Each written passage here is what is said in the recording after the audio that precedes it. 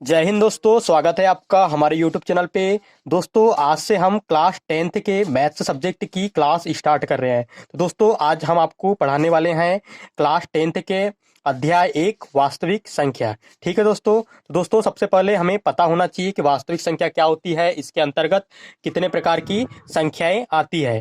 ठीक है दोस्तों, आपने इसके पहले क्लास 8th में और क्लास 9th में भी संख्याओं के बारे में विस्तृत में पढ़ा हुआ है। तो दोस्तों, सबसे पहले हम बताते हैं कि संख्या कितने प्रकार की होती है और वास्तविक संख्या क्या होती है। तो दोस्तों, सबसे पहले जो हमारे पास में संख्या का प्रकार आता है, यह है प्राकृतिक संख्या। ठीक है दोस्तों, प्राकृतिक संख्या को हम प्राकृत संख्या भी कहते हैं और इसे इंग्लिश में हम नेचुरल नंबर कहते हैं और इसे एन से डिनोट करते हैं। तो दोस्तों, हम इस वीडियो में आपको शॉर्ट में बताने वाले हैं, क्योंकि आप इसके पहले 9वीं और 8वीं में पढ़ चुके हैं। और यदि आपको डिटेल में पढ़ना है तो हमने वीडियो के डिस्क्रिप्शन बॉक्स में वीडियो की लिंक दी हुई है, जो हमने क्लास 9th की क्लास ली है, तो उसमें हमने डिटेल में बताया हुआ है। तो दोस्तों, आप वहां जाकर के देख सकते हैं। फिर भी यहाँ पर हमें शॉर्ट में बता रहे हैं। तो दोस्तों, यहाँ पर हम देख सकते हैं कि प्राकृतिक संख्या क्या होती है। यह संख्या 1 से अनंत तक होती है। जैसे कि आप देख सकते हैं यहाँ पर 1 2 3 4 5 10, मतलब इस प्रकार जो है अनंत तक की जो संख्या होती है उससे हम क्या बोलते हैं, नेचुरल संख्या, नेचुरल नंबर या प्राकृत संख्या। ठीक है दोस्तों, इसके बाद जो हमारे पास में दूसरी संख्या आती है, यह है पूर्ण संख्या। पूर्ण संख्या को जो है 0 से अनंत तक की होती है, मतलब 0 से लेकर अनंत तक जो संख्या है उसे हम क्या कहते हैं, पूर्ण संख्या कहते हैं। दोस्तों, आप बोलेंगे कि प्राकृतिक संख्या में भी यही बताया था। तो दोस्तों, प्राकृतिक संख्या में आप देख सकते हैं यहाँ पर 0 8 नहीं होता है। तो 1 से लेकर अनंत तक की संख्या को हम प्राकृतिक संख्या कहते हैं।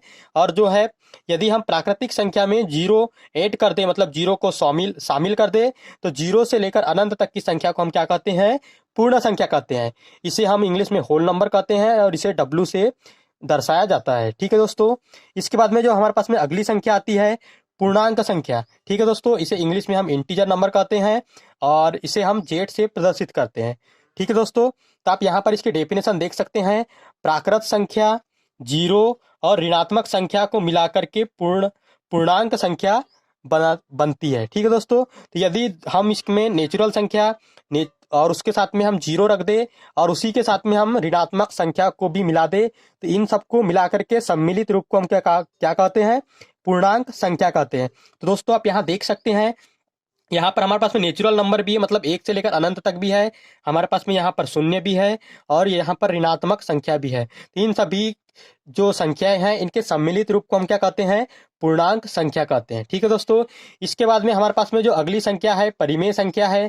तो दोस्तों, परिमेय संख्या वे संख्या जिन्हें P/Q यानी अंश बटे हर के रूप में लिखा जा सकता है, इसे हम क्या कहते हैं, परिमेय संख्या कहते हैं। ठीक है दोस्तों, लेकिन दोस्तों इसमें कुछ कंडीशन होती है। यहाँ पर हमारा जो P/Q है, मतलब जो अंश बटे हर है, यहाँ पर जो है Q नॉट इक्वल 0, मतलब जो है हर का मान कभी भी हमारे पास में शून्य नहीं होना चाहिए।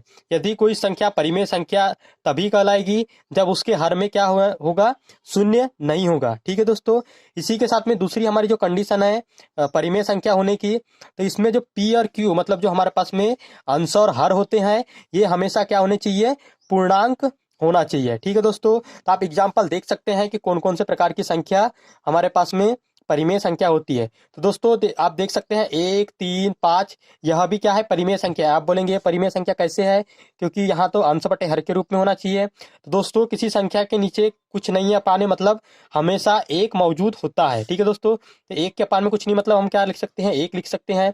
3 के पान में कुछ नहीं, मतलब क्या लिख सकते हैं, 1 लिख सकते हैं। 5 के पान में कुछ नहीं, मतलब क्या लिख सकते हैं, हम 1 लिख सकते हैं। तो इस प्रकार ए भी परिमेय संख्या है, 1 3 5। उसी प्रकार 5/7 देख सकते हैं, परिमेय संख्या है। 12/9, 24/100। और उसी प्रकार दोस्तों देख सकते हैं, आपके पास में एक संख्या है 0/1। तो आप इसको देखेंगे कि 0/1 किस प्रकार की संख्या है। तो दोस्तों, 0/1 भी परिमेय संख्या है। आप बोलेंगे कि यह किस प्रकार से परिमेय संख्या है।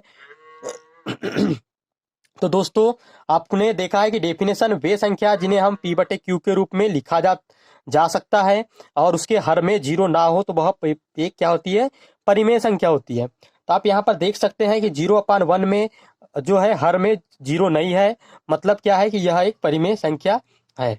ठीक है दोस्तों, इसके बाद चलते हैं अपनी जो अगली संख्या है, अपरिमेय संख्या। तो वे संख्या जिन्हें हम P/Q के रूप में नहीं लिख सकते, उससे हम क्या बोलते हैं, अपरिमेय संख्या कहते हैं। ठीक है दोस्तों, तो आप देख सकते हैं √2, √3, √5 इस प्रकार जो संख्या है इसे हम क्या कहते हैं, अपरिमेय संख्या कहते हैं।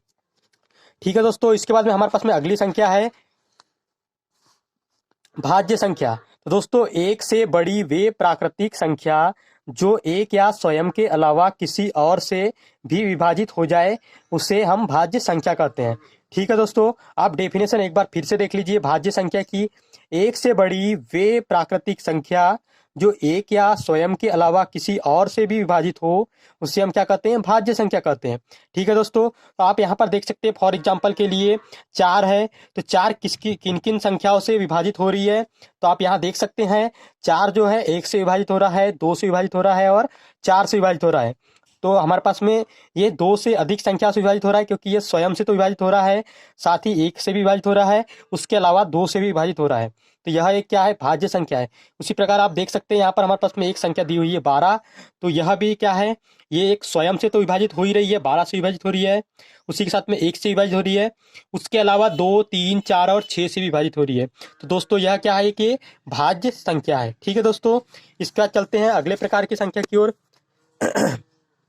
तो हमारे पास में अगले प्रकार की जो संख्या है अभाज्य संख्या है। ठीक है दोस्तों, तो एक से बड़ी वे प्राकृत संख्या जो एक या स्वयं के अलावा किसी और से विभाजित ना हो तो इसे हम क्या कहते हैं, अभाज्य संख्या कहते हैं। ठीक है दोस्तों, हमारे पास में भाज्य संख्या की डेफिनेशन क्या थी, एक से बड़ी वे प्राकृत संख्या जो एक या स्वयं के अलावा किसी और भी जो है संख्या से विभाजित हो उसे हम भाज्य संख्या कहते थे।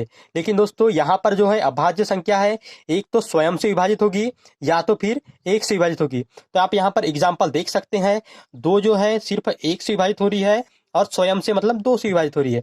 उसी प्रकार आप देख सकते हैं फॉर एग्जाम्पल के लिए 13, तो 13 भी सिर्फ 1 से विभाजित हो रहा है और 13 से विभाजित हो रहा है, किसी और दूसरी भी संख्या से विभाजित नहीं हो रहा है। ठीक है दोस्तों, तो इस प्रकार ये क्या है, अभाज्य संख्या है।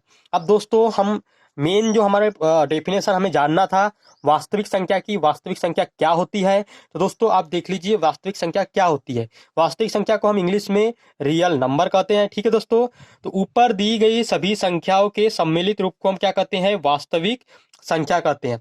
दोस्तों इसके पहले हमने जो भी संख्या पढ़ी है, प्राकृतिक संख्या, पूर्ण संख्या, पूर्णांक संख्या, परिमेय संख्या, अपरिमेय संख्या, भाज्य संख्या और अभाज्य संख्या, इन सभी के सम्मिलित रूप को हम क्या कहते हैं, वास्तविक संख्या कहते हैं। ठीक है दोस्तों, हमारे पास में संख्या 2 प्रकार की होती है, एक तो होती है वास्तविक संख्या और दूसरी होती है काल्पनिक संख्या। तो दोस्तों हमने बताया वास्तविक संख्या के अंतर्गत आप कौन कौन संख्या आ सकती है, पहली तो हो गई प्राकृत संख्या। ठीक है दोस्तों, उसके बाद में दूसरी आ गई पूर्ण संख्या, उसके बाद में तीसरी हमारे पास में आ गई पूर्णांक संख्या, उसके बाद में चौथी जो हमारे पास में है परिमेय संख्या। ठीक है दोस्तों, उसके बाद में हमारे पास में पांचवी जो है अपरिमेय संख्या, जो हमारे पास छठवीं संख्या आ जाएगी या आ जाएगी भाज्य संख्या, और जो सातवीं संख्या आ जाएगी हमारे पास में अभाज्य संख्या। तो दोस्तों इन सभी के सम्मिलित रूप से इन सभी को एक साथ हम अगर कहीं रखें तो उन सभी के जो समूह है, सभी संख्याओं के समूह को हम क्या बोलेंगे, प्राकृतिक मतलब वास्तविक संख्या बोलेंगे, रियल नंबर बोलेंगे। ठीक है दोस्तों, तो मुझे उम्मीद है कि आपको संख्या के बारे में हमने जो भी फैक्ट बताए सब कुछ आपको समझ में आया होगा। और दोस्तों यदि आपको वीडियो अच्छा लगा है तो वीडियो को लाइक करें, अपने दोस्तों के साथ शेयर करें, और आपके जो स्टडी रिलेटेड स्कूल के जो ग्रुप बने हुए हैं वहाँ पर भी इस वीडियो को शेयर करें और हमारे चैनल को सब्सक्राइब अवश्य करें।